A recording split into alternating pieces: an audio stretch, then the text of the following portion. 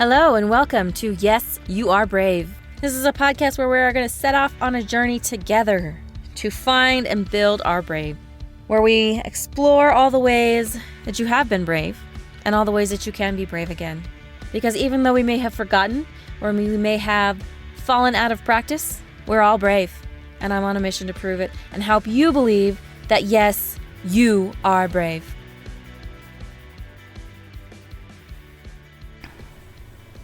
Hello, and welcome back to Yes, You Are Brave. I'm Pawnee. I'm your host. Super excited to be back with you and to be back into the brave content. It's been a while, but we are here and we're ready to get back into it. So let's jump back in and talk brave. So today I want to talk about, it's a topic that I have been thinking about and trying to actually live for the last about 6 months, honestly. And that is about making the most of where you live. Now, I have probably mentioned before, I am super brave when I'm traveling. Okay, I go on an adventure off on the other side of the world. I'm super brave. I try just about anything.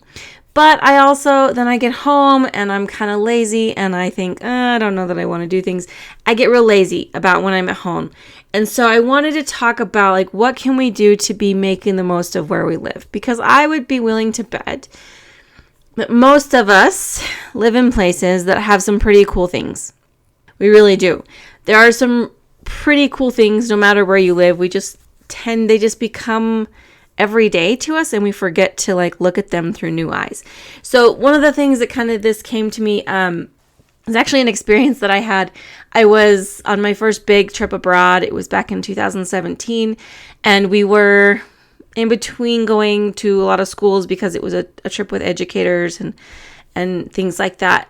But we would do cultural things as well. We'd go to visit a school, then we'd do cultural things.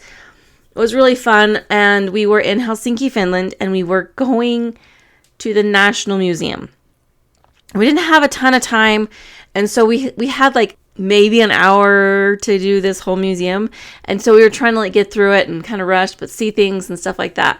And I was like, oh, well, I may never be here again. I should make sure that I really do, I wanted to make the most of every minute because I wasn't sure if I was ever going to be back in Helsinki. And it hit me how many cool museums are there where you live that you've never been to? And it's something that hits me every once in a while and has hit me again recently of what is it that I'm not doing to enjoy the places that I live? Now at that time, I lived in a different place and there were tons of museums around. There were lots of things and when I got home, I did try to go to those things and stuff. But now it's what can I do to enjoy where I live? Also this summer, my husband and I went on kind of a delayed honeymoon and we went up to Washington. There was a family reunion, and so we went a couple days early. We went and spent a couple days in Seattle, and then we went to another small town up the coast. We kind of had a couple of days. We extended our trip so that we could, have time to ourselves. And so, as we're researching all these things to do and what we want to do here and what we want to do there and what we want to see, and it hit me again, what is it that I am missing at home? Because clearly I'm not nearly that brave. I'm not nearly that outgoing at home as I am when I'm traveling. So what I want to talk to you today a little bit about is enjoying where you live and making the most of where you live. Because I'm pretty confident in saying that there are very few exceptions of people that live in places that just have nothing to do. So just some questions to ask so that you can be brave at home and be doing things and be enjoying things where you live and not just waiting for that moment when you get to travel and trying to shove everything into whatever small time period you have. Because we can live and we can enjoy our life wherever we are. It doesn't have to be waiting for a vacation or travel.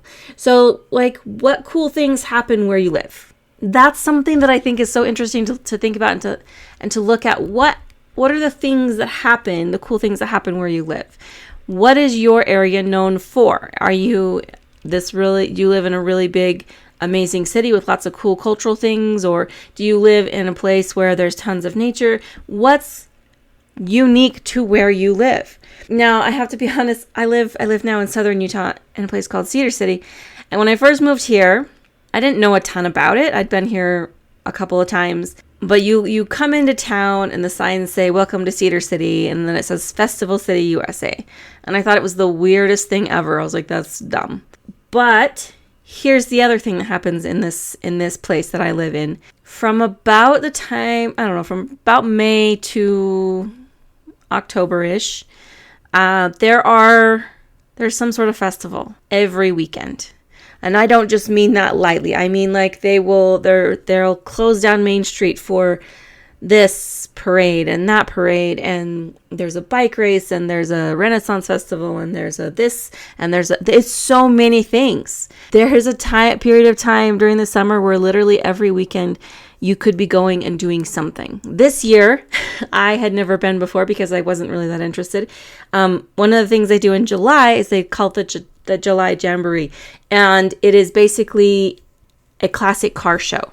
So when I say they close down Main Street, now granted, this is not a very big place, okay, maybe 50, 60,000 people, I don't know, if you count students. They close down Main Street, and they close it down for like a half a mile, and people come and they just park their cars, and they have all these beautifully restored classic cars and some muscle cars and all these different kinds of cars.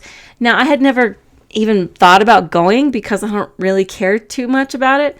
But this year, my husband, he's like, oh, he wanted to go because there's also a bunch of food trucks that come, right? They close down Main Street. One side is cars. The other side is basically food vendors.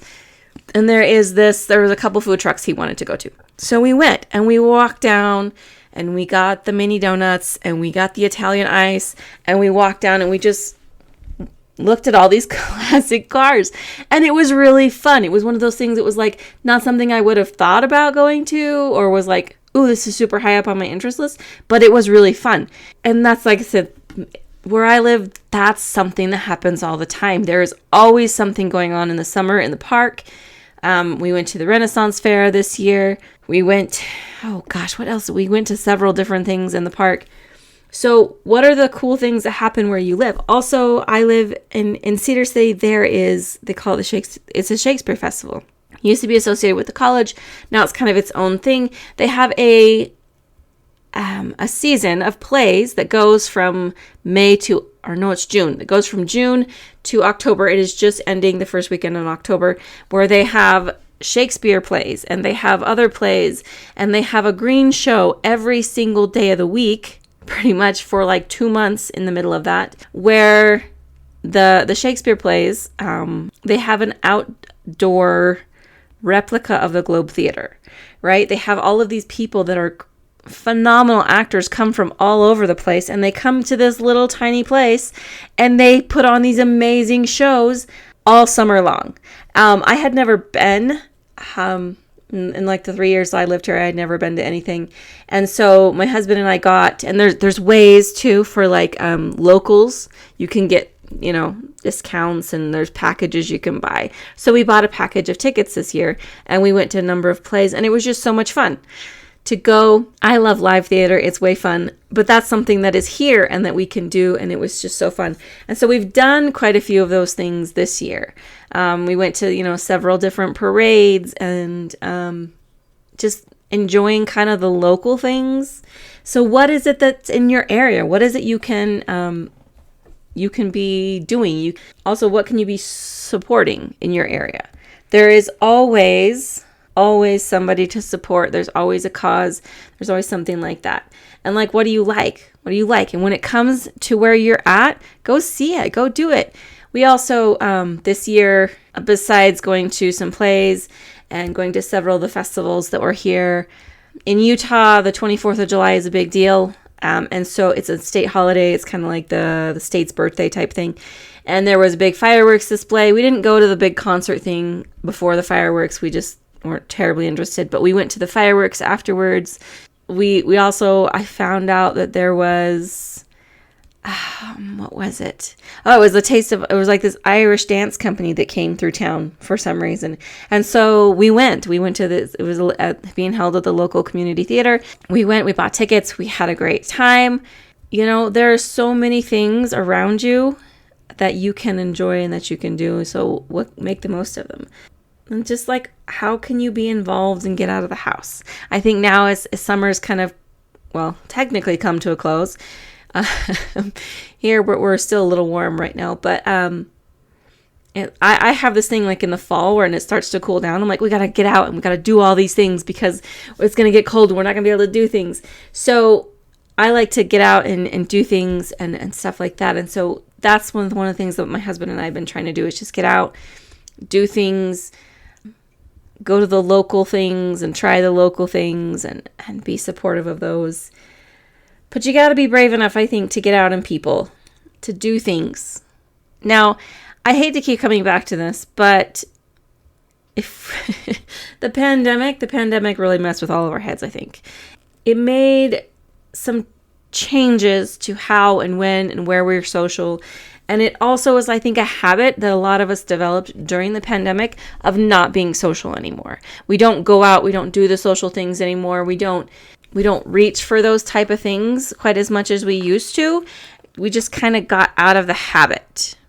So we get out of the habit, right, of being social and getting out of the house and doing things. And so I think we need to make sure that we start developing that habit again. I know for me personally, I got way out of the habit. And to be perfectly honest, I don't know how most of you have made it through the pandemic because I was literally in one of the least restrictive places and states, and it still took a huge toll on me. And so be brave, get out, start developing that habit of getting out of the house again, of being social, of just doing things that are outside of your own home.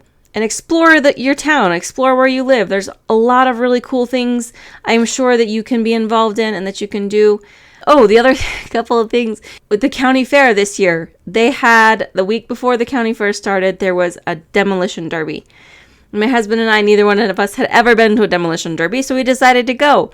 Then we also decided to do, my husband's into disc golf, and so we did a tournament that was associated with the fair. We did a disc golf tournament, which was lots of fun. It was something new and something different.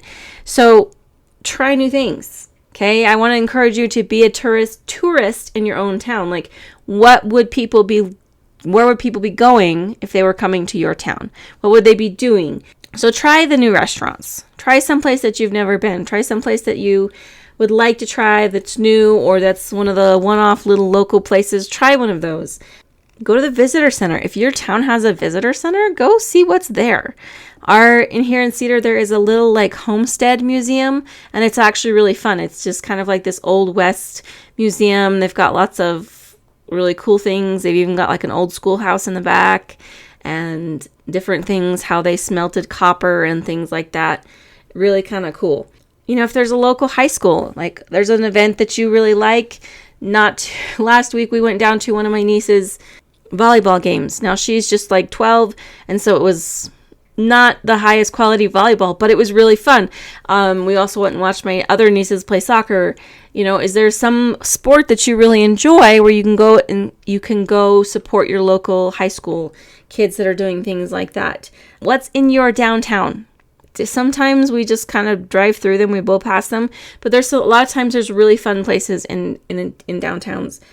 And like I said, go to festivals. Something is happening in your town, and like a festival or a party of some sort, go even if you're not really sure what it's about, because it can be really fun. They end up being really fun, and you can meet new people, you can see new things. The very least, you can get out of your house. Also, farmers markets are really fun. I love going to farmers markets. That's something that I need to do a little bit more, especially this time of year. Go to farmers markets. Go to the farmers markets. See who's making local whatever it is, and support those local artists and the local music, things like that. Also, try new things. And like I said, I did a lot of trying. I really wanted to focus this summer on trying new things, being in new places, and kind of exploring my own surroundings in preparation for this episode. And I have to tell you, it was so fun. It was actually so much fun because we did so many things. Part of it was that I finally had somebody to do them with and a little bit of money to spend on it. But a lot of the stuff that we did was not either very expensive. A lot of it was free, right? You can go walk around different things, different festivals, different things that happen without having to pay a ton of money sometimes. And so it's been really fun to be a tourist in my own town. And I would encourage you to do so because it does really make a huge difference. Just learning to make the most of where you live. Yes, by all means, go travel. I'm not saying don't travel. I'm not saying don't go out and explore the big wide world, but also don't forget to explore the world that you live in, the little one, the one right across the street. Have some fun where you live, because I guarantee there's a lot of things that you can do, that you can, a lot of fun that you can have right where you live. You don't have to wait to travel to explore and have fun. Also, this summer we went camping. My husband's uncle has a piece of land up on next to a reservoir. It was beautiful. We just went up there one day, spent the night, spent the next day just kind of wandering around in nature. It was really fun. It was kind of part of that unplugging as well, because our phones didn't work up there, and it was lovely. So get out, explore, go see the fall leaves, go do something, and see what there is to see where you live. I guarantee you will not regret just trying new experiences. It's fun. It's also just a way to live in between your vacations as well. So I hope that this has been helpful. I hope you are now inspired to go out and to explore your town, to be a tourist in your own place, and do lots of fun things. Remember that you are worth it. You're amazing. You're wonderful. And yes, my dear, you are brave. Go make the most of where you live. Have a great day. Thanks for listening, and if you enjoyed what you've heard today, please leave a review down below and share this with anyone that you feel like could use a little more brave in their life. And if you'd like to follow more of my journey to be brave, you can follow me on social media and link down below. Have a fantastic day, and don't forget to be brave.